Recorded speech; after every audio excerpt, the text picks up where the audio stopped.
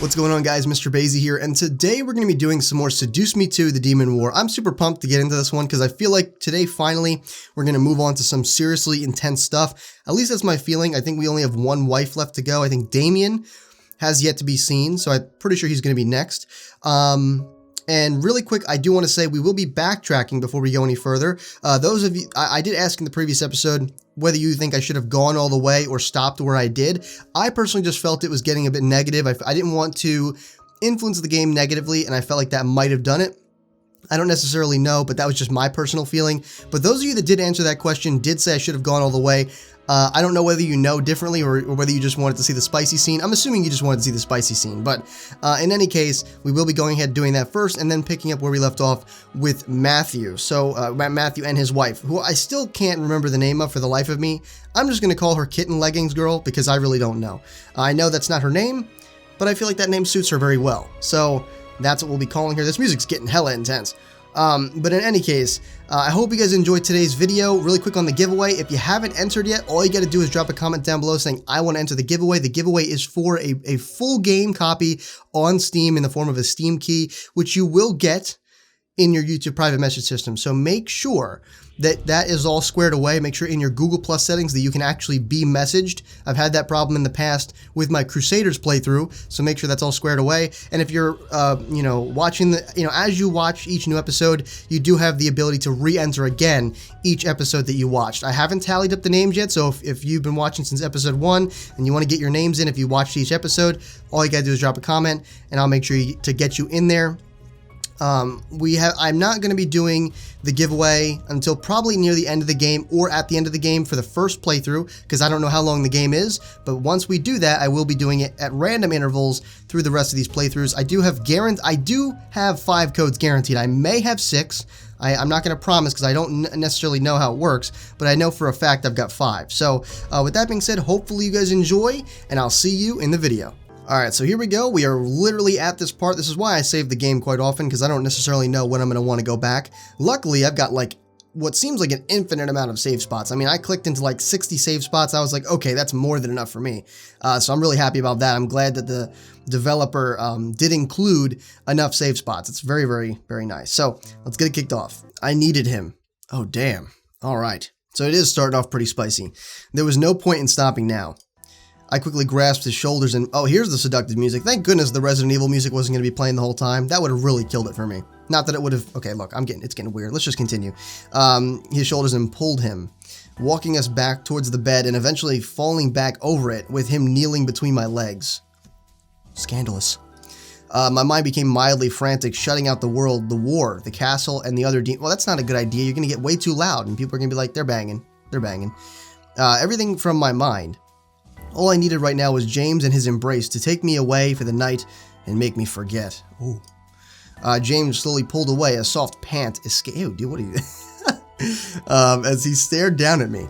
His pupils were blown in pure love and lust, gazing down at me with a hazy stare. James, I need you right now. Ew, gross, man. I shouldn't be saying it like that. At the sight of James suddenly licking his lips, what are you gonna feast or something? Something in my core trembled. As his fingers slightly dragged themselves along my sides and gripped my waist, I felt myself melt into the mattress beneath me. I had unlocked the beast within James, and I was ready to take him? Screw the world for now, the night belonged to us and us alone. I hope this doesn't affect whether we see Matthew and Damien's wives later on, because I still want those things to happen. So that I may go back again, but we'll see this just out of curiosity, because it's already getting a bit crazy. But yeah, this is getting crazy. To indulge myself first.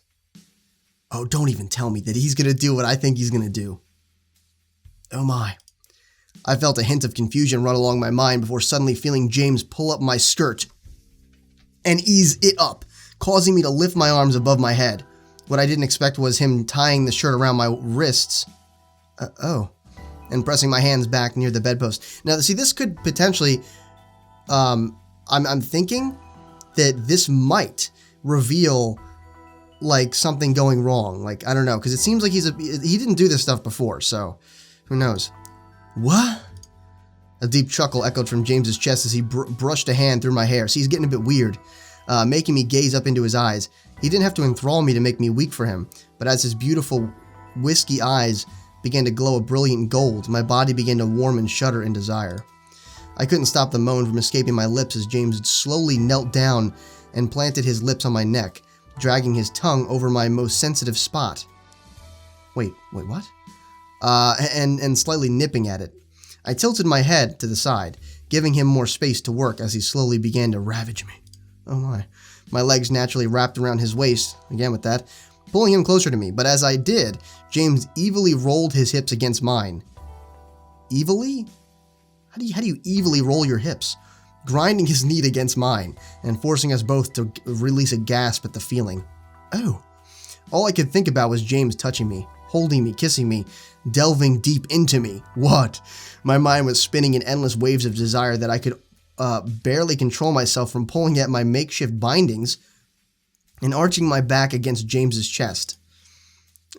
James merely paid in kind by moving his kisses to my lips, passionately dancing his tongue against mine in a battle of dominance. What is up with people's mouths battling? There's never any rest for these people, is there? I was his to take.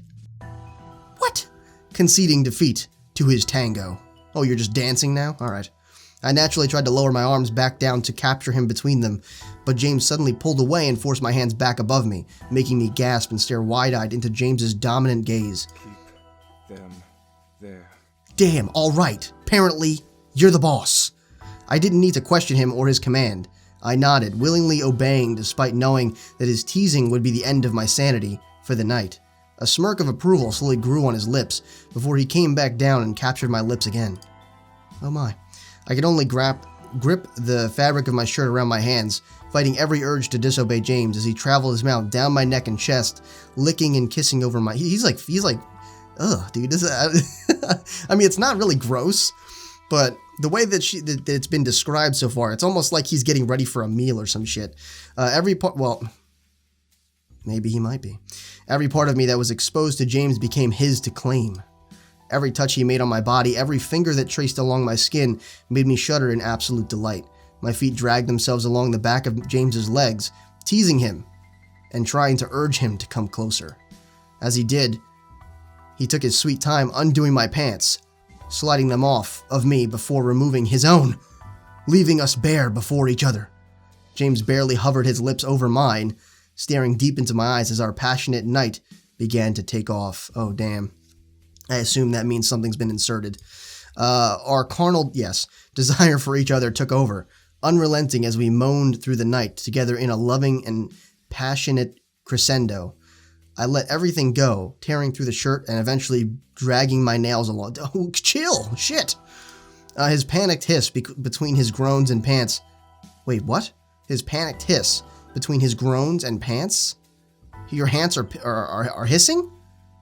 His pants are hissing. Dude fucking wears snake leggings or some shit? Made me lick my lips in almost a sadistic manner. This is getting freaking gross, man. But feeling him slow and tease me as punishment reminded me who was in charge. Oh, damn. The only sound to accompany our loving pleas and moans for each other was the creaking of the bed. Oh my god. And the echo of our voices. We didn't give a damn who heard us, obviously.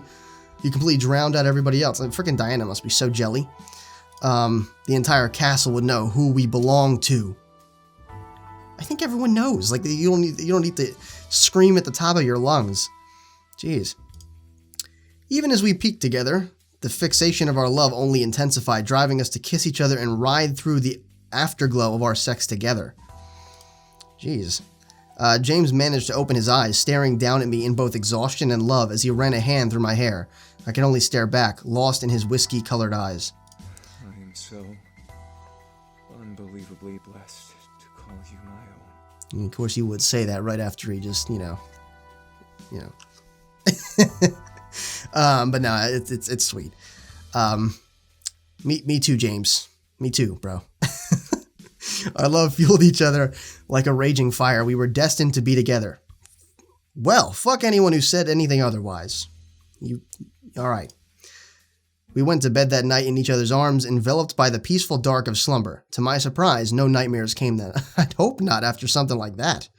But yeah, so I mean, I guess it wasn't as bad as I thought. I kind of thought that she wasn't going to be into it and she was just going to be doing it for that, but she seemed pretty damn into it. All right, nails in the back. I mean, pretty into it. I'm just using context clues here, you know. But anyway, I woke up that morning by myself, alone in bed. Okay, so good. I mean, not good. That sucks. I mean, that's absolutely terrible that he just left you, especially after that. I mean, it was kind of messed up before that he left. Like, we were just sleeping before, so I could kind of see in some way how he could just leave without saying anything. But now, where we actually did something the night before, it's really messed up that he didn't say anything. Like, he didn't say I love you or anything like that. That's really messed up at that point, at least in my eyes, you know? But at least we get to still see Matthew's little, you know, encounter with his wife, and also Damien's next. So we're gonna skip to that, and hopefully nothing bad comes from this, because it seemed like everything was all right. So yeah, let's just skip here because you guys already saw this. All right, so guys, we're right where we left off, right with Matthew's wife. Apparently at this point, I'm assuming she's some sort of feline, but then I did the math while I was editing. That doesn't exactly add up. The first 6 times were hard. She'd spend another 9 searching for him. That means in total she'd have 15 lives. So cats don't have 15. Maybe she's special. I mean, she might be a demon, so who knows. But here we go. Let's go ahead and continue. My heart ached as well, nostalgic for the sorely missed normal that we had in the human world, but smiled at the sight of them curled up in one another's jackets. I only heard bits and pieces from them, but from what I've pieced together, I could tell that their first meeting wasn't as Matthew and Norin. What? They've waited so long to meet one another. Now that they're together, I hardly saw them more than an arm's length apart. Both of them were adorable together, and I could tell that life was going to be full of adventures for them, regardless of who truly was in the lead and where their energy took them. They relished in the sweetness before Norin's eyes became half-lidded and her smile turned wicked. What? Wicked? That's weird. So, there's no one around, and I don't feel like heading back just yet. Norin! Cat-legging girl, what are you? We need to leave. They're about to just bone on this table. Right here? But Simon's here. He could be watching. If she says I don't care, I'm literally about to flip, dude.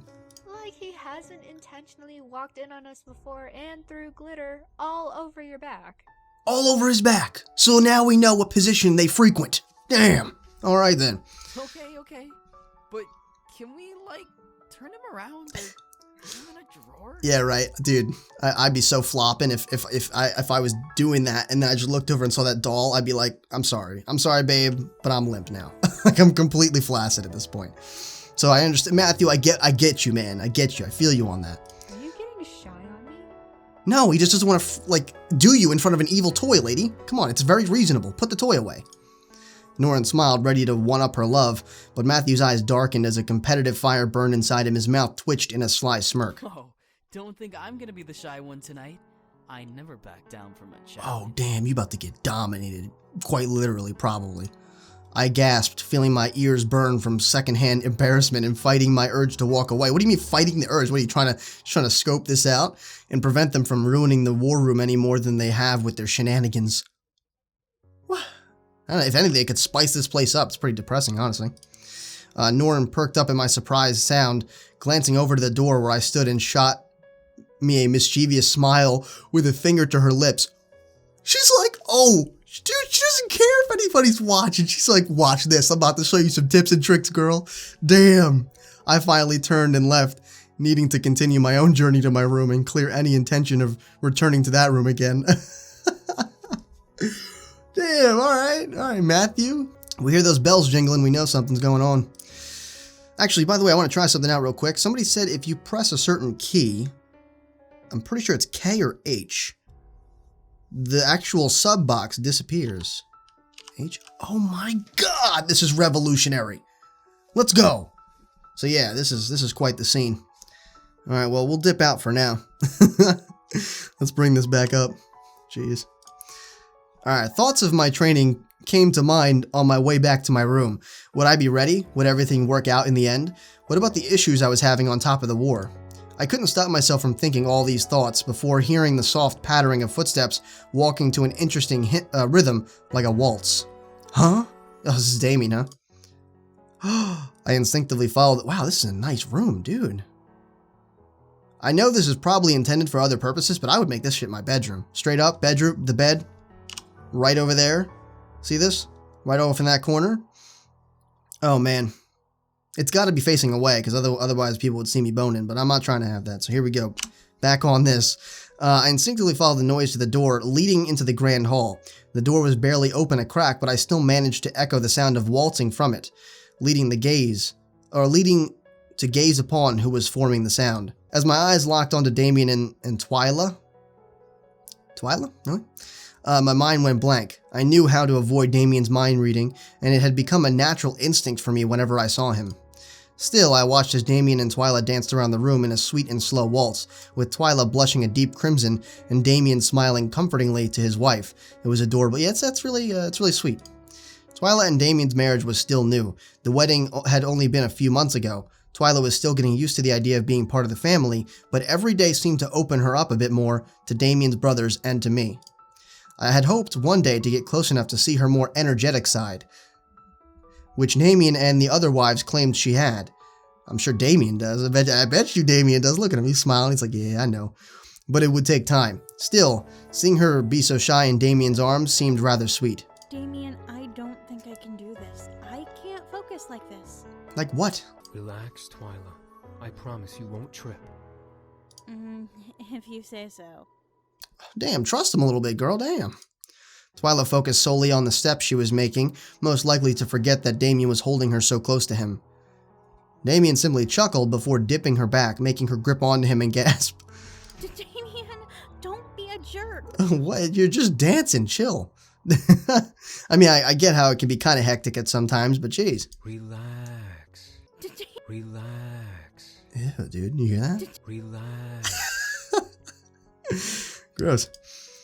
Oh, we got to get a freeze frame of this. Let's look at this. As slowly, Damien lifted Twila back up, locking eyes with her and releasing her hand to cup her cheek. Well, that's sweet. I like the artwork in this game. I really do. I really like the artwork in this game. It's pretty darn awesome. Let's bring this back up here. You've been nervous this whole time we've been here. What's wrong? Twila bit her lip and nuzzled Damien's hand, closing her eyes. I furrowed my eyebrows. What was going on with Twila? I can't help it, Damien. I mean, we're in the demon world, for Christ's sake. Dude. Oh, so she's not a... Okay, so I'm really confused now. I mean, I was solely basing the... No, okay, Norin's gotta be. Or I apologize.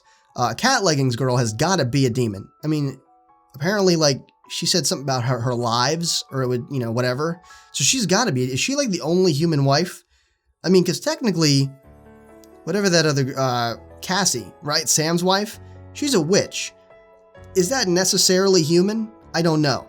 So, as far as I know, she might be the only completely normal one. I don't know. We'll have to figure it out. I could tell Damien wasn't going to let it go. Twila looked up at him at last and cupped his hand in hers, leaning further into his palm. You can read my mind.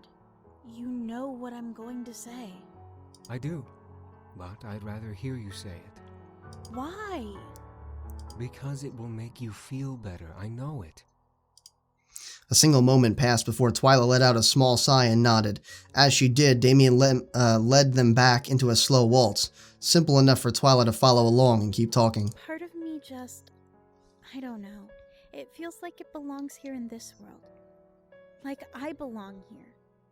Damien, I've never felt so alive before. But I know that the human world is my home. Interesting.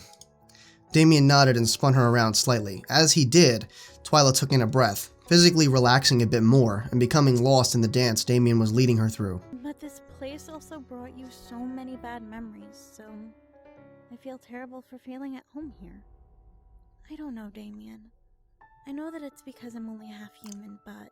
Never mind, confirming things that I didn't expect. I stared wide-eyed at Twila. She was half demon? What kind of demon was she? Questions gathered in my chest, remembering that Damien was still able to hear thoughts. Damien, however, only smiled and pulled Twila closer to him, making her gasp. Twila, it's all right. I promise I'm okay. But Damien, you want to be human. And what does that have to do with anything? Damien... It's a reasonable question. Finally, Twila stopped dancing and stood still, looking up to her husband with serious eyes. Damien stared back, listening intently. basically Faye. You love me even though I'm proud of who I am. What? I don't want to alienate you because I find this world to be as beautiful as my mother said it would be. Wait, hold the phone. Faye, as in the freaking fairy that was downstairs a few episodes ago? Or is Faye something different that I don't know about? Silence passed once again between them. I felt sorry for Twila. She seemed serious about the whole ordeal. I guess not, because she's not freaking out about it. But Damien's simple smile practically melted the tension from the air. This world is your home too. As much as I hated being here, this world was the place I was born in. Damien brought Twila's hand to his lips, pressing his love on her wrist and moving to gently place a kiss on her forehead, making the blush on her face intensify at the intimate gestures. He chuckled at how he elicited such a response from his wife before nuzzling her nose to nose. But if I'm with you, then I can make brand new memories wherever we are, even here in the demon world. The past is the past. My future is with you. Well, my heart instantly melted at the words. It was so sweet to hear Damien say that to Twila. I could hardly contain myself. Twila stared up at Damien, flattered and in awe. I couldn't help but smile at this sight. Damien really did love her, and she indeed loved him, enough to care about his feelings. I love you, Damien. Aw, so sweet. I love you too. That was an absolutely gross laugh, I'm sorry. What surprised me was Twila gently leaning up and brushing her lips against Damien's, catching him off guard as well, before he pressed back and kissed her lovingly. I nearly squealed at the sight of how cute they were. Damien wrapped his arms around her waist as she tangled her own around his neck. Leaning back in the dance embrace that they were in and becoming absorbed within each other. I took that moment to quickly sneak away, hoping that Damien wouldn't catch me peeping. I finally arrived at my room, but as soon as I entered, whoa! Intense music. Something wasn't right. I felt something was off just from stepping inside, but there was no one there. Was I just exhausted and imagining things? What's going on? I cautiously entered, looking around. Nothing seemed to be out of place visually, but my nerves felt on edge. What was happening? Hello? Despite feeling silly speaking to an empty room, I had to see if anything or anyone would respond. Maybe they were hiding. Maybe something was creeping around and would be surprised by my voice. Oh my god. This is like... I don't know what kind of music this is. Actually, no, I do. It's either like when you're walking around in God of War or just Assassin's Creed. There was no response, but I still didn't feel easy. Something was seriously wrong. Oh, we gotta investigate. We gotta. It's probably dangerous. Let's save. Let's plop a save. Alright, let's investigate. I shook my fear from my mind and took a breath. This was not something to be scared about, I was sure of it. I walked further into my room only to hear the door slam shut. I turned around, seeing the door closed, making me panic a bit. Hey! Before I could walk over, however, I felt the energy in the room freeze. What? I looked around, now unsure of what to think. Whatever was here had succeeded in trapping me, so I needed to deal with whatever it was. Baring my teeth and stepping further into the room, I scanned the room for any movement. Who's there? What do you want? Why does every single angel sound absolutely gross? The voice that replied sent fear rushing through my body. I looked around to try and pin down the direction of the voice, but it seemed to just echo around the room. Who are you? What do you want? Oops. I remained silent for a moment. There was an angel, speaking in English to me. I didn't know why it was speaking to me now after they had attempted to wipe my memories and haunt me. Still, at least I would be able to learn more as to why. I glared into the room and continued to look around. I'm not toying with anything. James chose to stay with me, and he and I are going to be married. Rachel's fate has been set. You have no place. Oh, let me be the judge of that. Before I could react, I felt myself become enveloped in chains. Oh no. I looked down to see my entire body wrapped in lines of white and gold chains, squeezing me tightly and wincing in pain, and I winced in pain. Your mind is protected, but the spell will not last. Once it is faded, you will be properly baptized. Oh, my goodness. Jeez, baptizing is supposed to be a good thing. They make it sound so bad. That friggin' wiping her memories and whatnot. No! Like, I mean, it's just funny because, like, you know, you guys know what baptizing is, right? And so, like, the fact that she's so, like, appalled by this is kind of funny, but I understand why. What is going on? Oh no, James, you gotta bust this door down and fight. I stared at the door, hearing James bang against it from the other side. The door was locked from the outside, too. I glared at the door before shutting my eyes and calling out his true name. Raestro! Ah, that did it. Oh shit, that was quick. Damn, what are you, Harry Houdini? With a flash of bright light, James appeared inside the room, shocked but suddenly enraged at seeing me in chains. Before he could rush forward to help me, however, his body was wrapped. Oh, never mind. He got scrubbed up too. His body was wrapped in chains as well. No! What is this? Oh no, dude. You cannot defy your destiny, demon. Oh. My destiny? I pulled against the chains around me, hoping to somehow break free, despite it being to no avail. I continued to thrash and pull. Your destiny is to rule this world. You cannot escape it. Yo, the shivers I just got. Hopefully, I mean, honestly, wait, hold on. I mean, think about it for a second, right? I mean, yeah, when you think of, like, his destinies to rule this world, that could be not a bad thing. I mean, yeah, I'm sure he doesn't want to be here, but he wouldn't be like his dad, right? And then we could still stay here, and the dad would probably be, like, crossed off at that point, so, I don't know. I mean, it could potentially not be a terrible thing, you know what I mean? I mean, yeah, we'd never see Suzu and Naomi again, or Mom and Pop, but... My destiny is of my own making! Oh, you tell him, James. Your destiny is set in stone. Whoa, the room around us began to glow and blind us, and we were forced to shut our eyes tightly. No matter. We will cleanse you both soon enough. Damn, dude, cleansing a demon? That's a nice party trick. I could feel the chains drag me beneath the ground into some sort of space. Cold waves rushed against my skin as I was dragged through a void I could not see. I was like, where was we being taken? I was like, the frick? Where were we being taken? I didn't know how long I was out for. I had no way to tell how long I had been unconscious. All I knew was that James and I were in trouble. What was going to happen now that we were now prisoner of the angels? Nervousness sank into my mind as I could do nothing but float in the empty darkness created by the angels who had confined me in a cocoon of chains. Slowly, my nerves came back to life, and I found myself awakening from the dark. What I didn't expect was to no longer feel chains around me, but soft, familiar silk beneath me. What the? I rubbed my eyes and slowly opened them to see a familiar gray ceiling. It couldn't be. No. This is probably an illusion. Sitting up, my heart caught in my chest. I was back in my room. I was in the human world. How was this possible? Where was James? I jumped out of my bed and rushed for the door, pulling it open. James? I called out, but heard no response.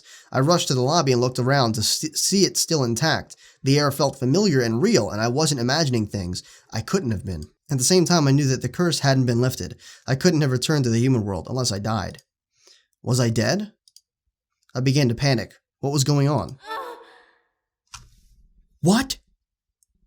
Was that a straight moan? What is going on here?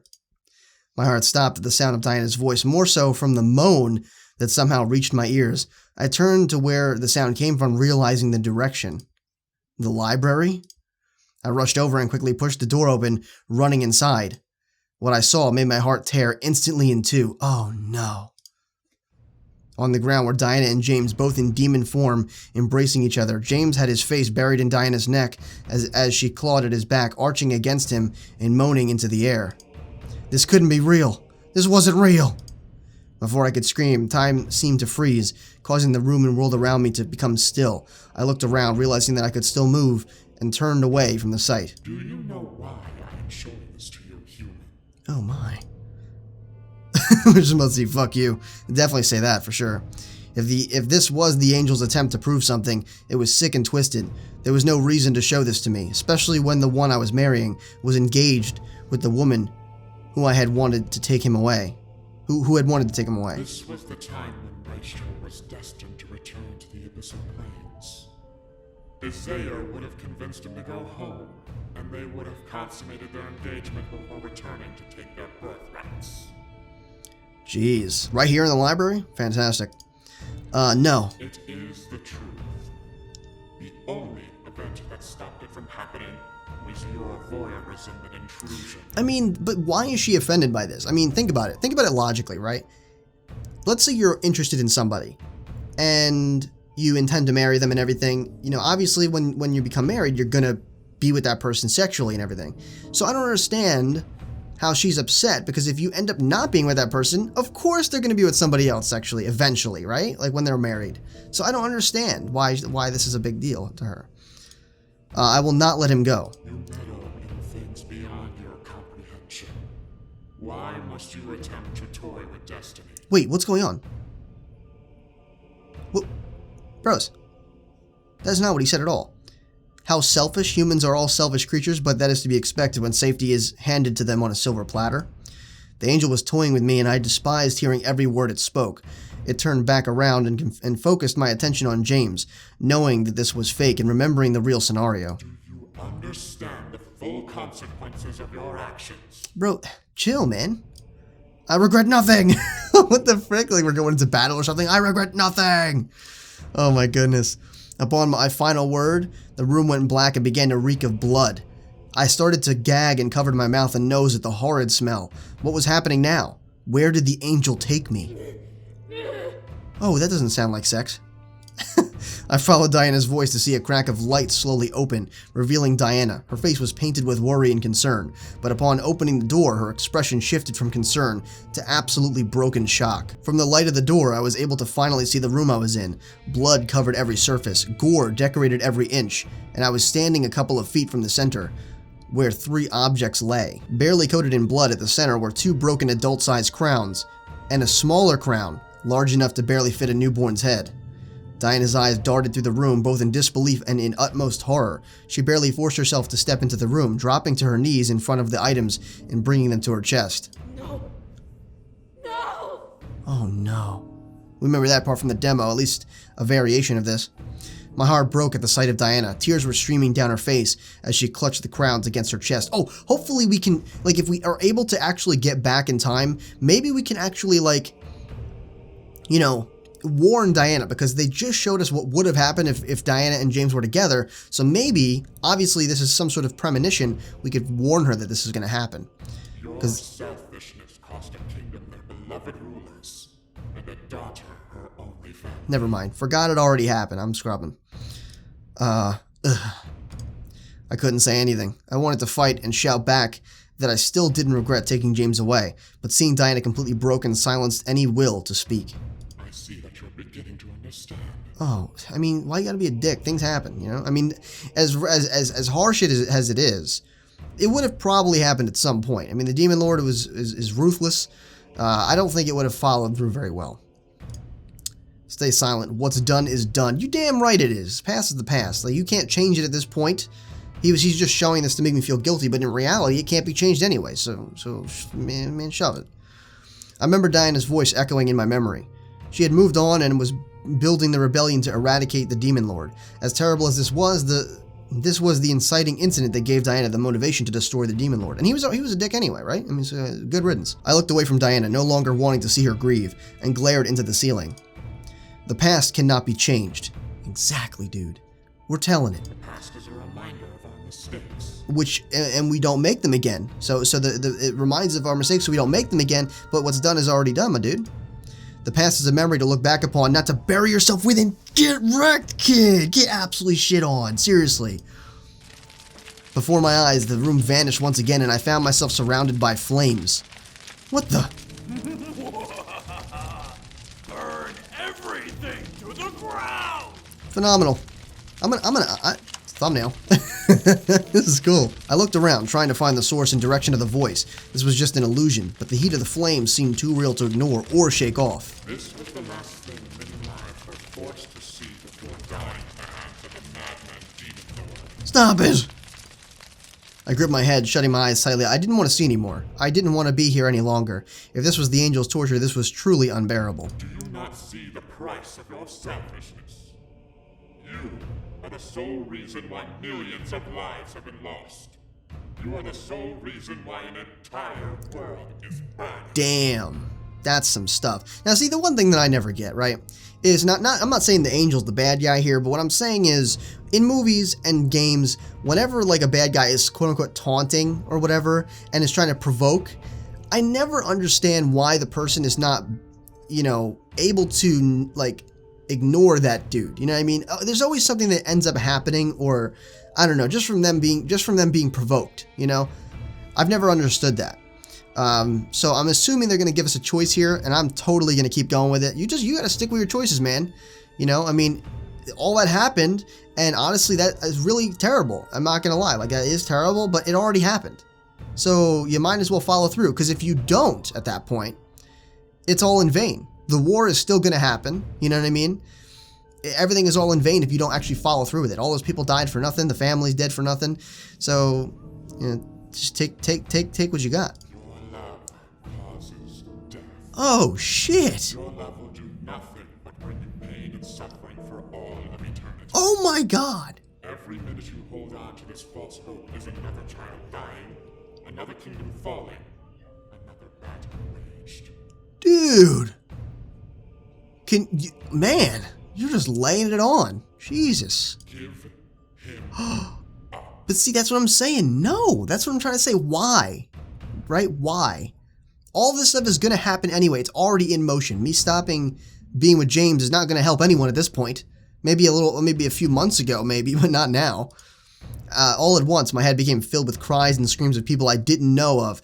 Pain from men, women, and children echoed in my mind as I gripped at my head, wanting it to stop. The heat around me was unbearable. I could barely stand it. Was he like simulating hell or something? No. No. I'm not sorry. I mean, I am. But I still love him. Man, this sucks. I still love him, man. We can't just abandon James. What the frick? No. Saving. But no. Alright, here we go, guys. Let me know if you don't like this choice, because honestly, I'm kind of torn. Again, I'm sticking to my own principles. I know that if anyone were like, if I was ever in that scenario where somebody was taunting me or whatever, and I know that my actions are just going to make it worse, I wouldn't do it. You know, in this case, it's one of those things where I know that it was bad. I guess it was bad that we were with him in the first place, but at the same time, it can't be helped at this point. Like, he didn't come to us before we ended up, you know, getting married to the guy. You know what I mean?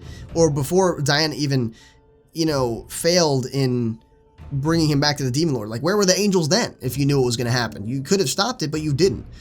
You know, I mean, tough luck, right? And that it all happened, but I can't change it now. No, this wasn't happening. I needed to get out of here. I shouted to the skies, knowing the angel would hear me. However, I rushed forward through the flames surrounding me. Damn, we're badass. Hoping to break free somehow, or get crispy, one or the other. What I managed to do was break through some sort of glass wall, destroying the world around me. I knew it was an illusion. Oh, James, what's up, man?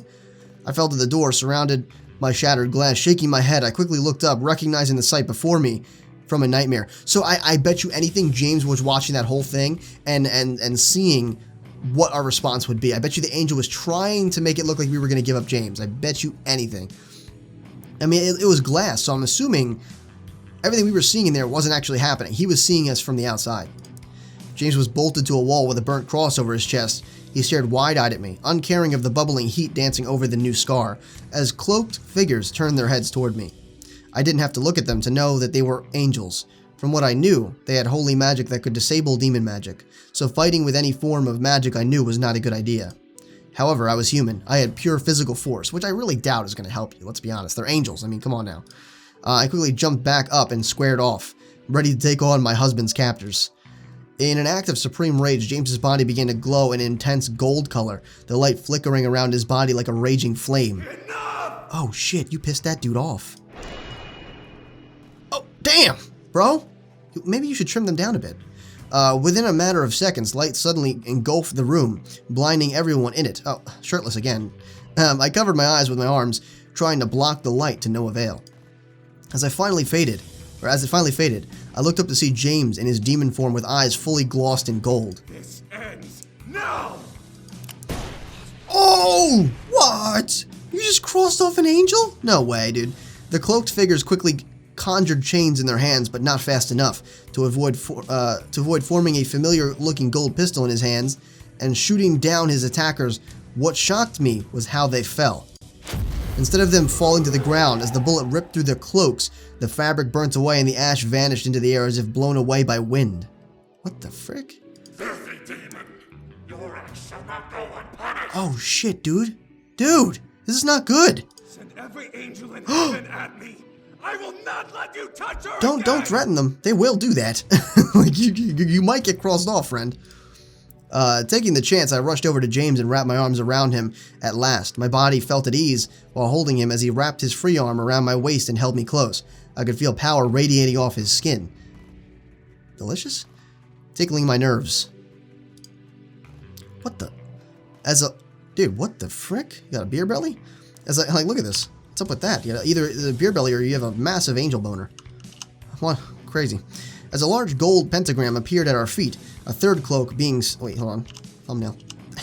As a large gold pentagram appeared at our feet, a third cloaked being stepped up from the far end of the room, stepping over the glass I had broken through and falling on. James tightened his grip around me and aimed at the figure. Oh, this is definitely Sero. Bet you anything this is Sero. You cannot escape your destiny. Oh my goodness. No.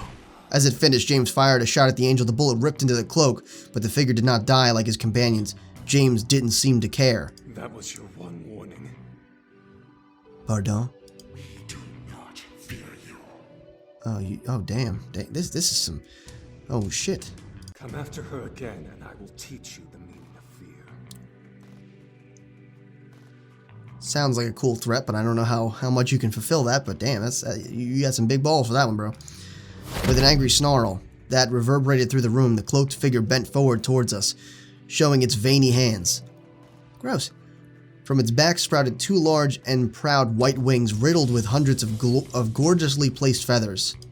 However, before the angel could lunge for us, we sank into the ground at last, escaping into darkness. James gripped me tightly as I held onto him, guiding me through the void we were in.